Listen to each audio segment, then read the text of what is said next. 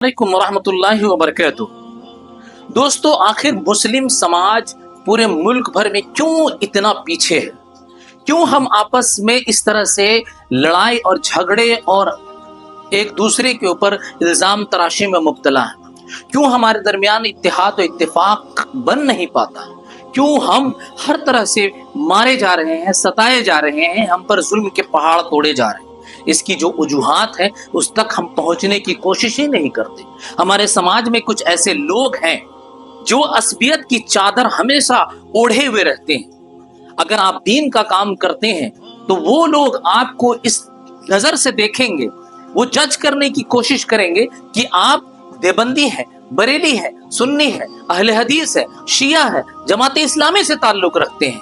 अगर आप उनके हम जमात से ताल्लुक रखते हैं तो आपके कामों की ताईद और तारीफ करेंगे, अदरवाइज आपके कामों पर नुक्स निकालेंगे, आपका पैर खींचेंगे, आपकी बुराई करेंगे, आपको हर मुमकिन रोकने की कोशिश करेंगे। और यही वो चीज है जिससे हम मुसलमान कमजोर होते जा रहे हैं। इसी तरह कुछ ऐसे फितीन ज़हन के लोग मौजूद हैं जो आपको ये जज करने की कोशिश करेंगे कि आप अंसारी है, इराकी है, सैयद है, शेख है, उस्मानी है, ये किस और कास्ट से ताल्लुक रखते हैं। मुसलमानों को चाहिए कि ऐसे अफराद से सावधान रहें, उससे दूरी बना के रखें जो आपको दूसरे मुसलमान से काटने का काम करता है, वो आपको बिरादरी के नाम पर रोकने की कोशिश करता है, वो आपको मसलक के नाम पर लोगों से दूर करता है, वो आपको अच्छे कामों पे जाने या शरीक होने से मना करता है, क्योंकि दरअसल वो खुद जाहिल, अनपढ़ा, गंवार होता है। इसी वजह से वो दीन या उम्मत के खैर के कामों में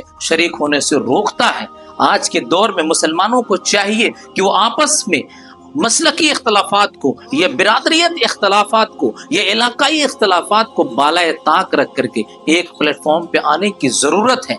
दोस्तों, अल्लाह के रसूल सल्लल्लाहु अलैहि वसल्लम ने फरमाया कि वो शख्स हम में से नहीं हो सकता जो असबियत पर चले, असबियत की तरफ बुलाए, असबियत पर मरे। मार्टिन लूथर ने कहा था कि we must learn to live together as a brother और पेरिश टुगेदर एज ए फूल्स।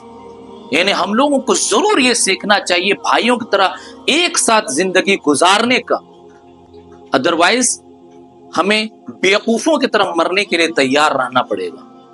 दोस्तों, कोई भी आपके इलाके, क्षेत्र या कहीं पर भी दीन का हो या उम्मत की खैर का हो या सामाजिक काम हो, आप उस काम में हाथ बटाएं, अच्छे कामों की पहल करें और एक दूसरे को मजबूत करने की कोशिश करें। इसी से उम्मत मजबूत होगा।